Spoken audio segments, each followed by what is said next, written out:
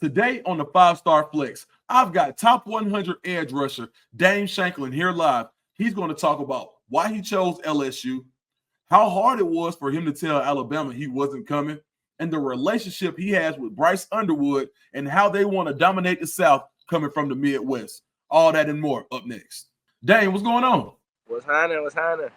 All right, fresh off your LSU commitment. All right, so the way I understand it, there was a lot of schools that were after you. What were the final 3 schools that you were looking at? The final 3 schools I was looking at was Ohio State, Bama, and then LSU. Why LSU over those 2 schools? Honestly, when I just went down there, I felt like I was at home. And then on top of that, just the bond that I had with the coaches, the amount of coaches on the staff, and not only that, just being able to hang around the players like Deshaun Womack and then Swinson as well. So just being around them, I just automatically fell in love with the program and stuff like that. So I could just see myself being there. What did Deshaun Womack tell him about his experience at LSU that helped you make your decision? Yeah, just knowing him, being a sophomore and stuff like that, just talking to him. Honestly, he was like, it's just fun and happy to be there. Talking to Coach Peoples. Coach Peoples a great guy not even just a coach, but he's also a great person as well. So just talking to Womack and stuff like that, he said every day he wake up, he's just comfortable and he always willing to work with the LSU football team. So I can just see myself being around that and also just being around that brotherhood as well. I heard you mention Coach Peoples. What was something that Coach Peoples told you about off the field life that you think will stick with you? Honestly, with me, I'm really laid back. So just talking to Coach Peoples and just being around him, he a funny guy. So when I first met him and talked to him and stuff like that, and we just started building that bond together and stuff like that, just being around him, it was just unmatchable with every other coach. So like I would say I can't leave Coach Roach out of the picture, but just going to Bama as well, I had to bond with him, but the rest of the staff I really didn't have as much bond with as much as I do at LSU. What was it like when you met Brian Kelly for the first time? When I met him, it was amazing, man, because he coached Sheldon Day, which is alumni of my high school. He coached him back at Notre Dame. So just talking to him, a lot of history was just in the picture. So also, Coach Kelly is a great guy. Just talking to him, just looking through his resume as well. He's a great guy. His son, PK, I love him to death, man. That's my dog. So I had a great conversation with him. What does the staff at LSU tell you about how they want to use you in that defense? Honestly, with Coach Peoples, I know he can see me standing up or being in a 3-point, but honestly, he just wanted me to be able to come, have that chip on my shoulder, and just come down there ready to work. Speaking of chip on your shoulder, you went from outside of like the top 300 players to a top 100 player like that. What was that? What was it like making that jump in the rankings and finally seeing your hard work pay off? Honestly, like I can tell you, I can answer your question, but honestly, like just living with my grandma growing up, I never seen myself being in this situation. But now that I'm doing it, it's like the hard work paid off the most. So now that I'm here and having this moment of the commitment and stuff like that, I know I just got to keep having that hard work and dedication. But also, like I tell everybody else, I'm not done what I'm doing. I know I'm a 4-star right now. I'm really chasing a 5-star. And outside of that is just staying humble and just keep myself motivated. When you talk about motivation, I saw an interview where you said that LSU has the number 1 quarterback, the number one running back, and you think that you're the number 1 edge in the country. What are you going to do to prove that you're the number 1 guy in the country at your position? Honestly, this year, for my senior year, I'm going to just have a breakout year, show everybody that I should be up there. I should be one of them 32 or one of the 32 players that should be a 5-star up there. And also just seeing all of that just make me want to work more, because all the stuff that's everybody's putting out there, the rankings and all that, I really don't try to focus on that. I just try to be my best self every day to be able to accomplish that goal. Last year, you had 17 tackles for loss. You were like living in the backfield. What part of your game allowed you to get so far behind the line of scrimmage so often? Honestly, with me, it's just getting fast off the ball and having my eyes signal right across the line, just making sure I'm doing what I'm doing. And actually, with the 17 tackles for loss, I tied the TFL record. So this year coming up, hopefully I'll break it. Is there anything that you're looking forward to in your freshman year at LSU?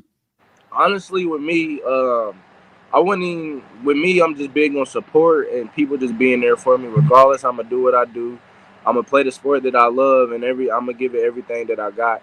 Also, just growing up and not being able to just do everything that I wanted. Like now, my dad, he wasn't able to be in my commitment, and that's somebody that I'm really doing this for. So just in case, like when he do get out of trouble and stuff like that, I make sure I got his back and he got mine. So it's always been that. Speaking of that relationship with your dad, how hard has it been for you to maintain that relationship? I'm assuming right now he's probably away right now. Yes, sir. So, with that being said, talk about the relationship that you're maintaining with your father and how your grandma has stepped into the picture. Like you told me, you're at your grandma's house right now. Honestly, I feel like the relationship won't leave with my dad.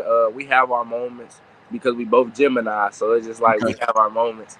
With my grandma, she just always been there for me. But I can never forget about my uncle as well because I also went into his custody. Just being around them, it just made me feel like I'm good at where I'm at because they all happy for me. And like I talked to them, we never seen this moment coming. So everything that I'm doing, I'm gonna just make sure I'm doing it 100 miles per hour. So Having a support system like that is important. What kind of tips did they give you on the recruiting process? And did they help you make your decision when it came down to LSU? no, sir. Everything was just down on me. My family said it was down on me. It's always gonna be my decision because I'm the reason everything is happening. But also, I just talked over, gave my pros and cons, and before I made the decision, I just asked if they cared if I was going that far away, and they was like, "It's my decision." But also, not just talking to them, I had my coaches, teammates, and counselors, and people I could count on to talk to every day. So the whole recruiting process, if I was stressed out, I'd take time and be able to talk to them. So it like I would say it was a struggle going through all of it and stressed out, but it comes with it. So it came down to that time where I had to make the decision, and I chose the Tigers for a reason. So. That's a very mature answer, and that's a lot to deal with on your own. How tough was that? Because I know you're a mature guy, so I know you probably had to call Coach Roach. How was Yeah, that conversation when you had to tell him you were going to LSU? yeah, it was tough, especially narrowing them down to them two schools. They both great schools, honestly. I know with Bama getting Justin Hill, he's a great player. Just seeing him, I wasn't really able to talk to him because we had a 7-on-7 camp for the high school team or whatever. I seen him. We went against a team. I didn't play, of course, but we went against a team. He's not a bad player. I know they got him, and I was just narrowing things down. But honestly, when it came down to those two schools, I would say it was just the bond and communication that I had with the coaching staff, and LSU just Yeah. came out on top with that. So, LSU had a generational run in 2019. yes, sir. How fun was that for you to watch LSU back then, and what did you like most about that team? It was fun to watch. I'm not gonna lie, but what I liked the most was just watching the wide receivers get after it. Cause like Yeah, back then, I wasn't even worried about like me myself. Like just thinking about it, I really never seen myself playing at DN. Now in high school, I'm playing DN, punter, all the special teams, a couple of tight end. But just watching that game, just like the wide receivers was just hype. Like so, LSU like the fan base is overmatched. Like you like you can't match it. But on top of that, just watching the 2019 wide receivers is like that's like I don't even know who's gonna have another class like that. So what's it like for guys in the Midwest coming to the far, far South? Like you, Bryce Underwood, I'm pretty sure you guys talk. When you guys talk about going to the far South, what do you guys kind of talk about as far as being guys from the Midwest going that far away from home? honestly, with me, like since I'm coming from where I'm coming from and I'm going south, honestly, I just want to be able to go down there and build a name for myself, a legacy, and all this other stuff. But the bond that me and Bryce Underwood got, like I feel like that's unmatchable as well because if we both lock in from him being on offense and me being on defense, I feel like in the future, both sides of the ball at LSU would be unstoppable. So it's just like you keep that going, then can't nobody mess with you. So Dang, man, it's been a pleasure having you on. When yes, you go sir. to your first game this season, you gotta call me back, and we're gonna Got you. talk about it. Are we Yes, gonna do sir. it again? All right, where can Yes. everybody find you on social media? At Dame Got Fans _ also got a YouTube I'm trying to work on, but that's Dame Got Fans _ as well. Twitter handle is D _ Shanklin 42. I wear number 42 when I was younger, man, so I had to put that up there. And I believe that's it. Then I got like a No, for little sure. TikTok handle because you feel me, I just be bored, but it is Right. what it is. Hey, you got to put me on the YouTube channel too, dog. I got you.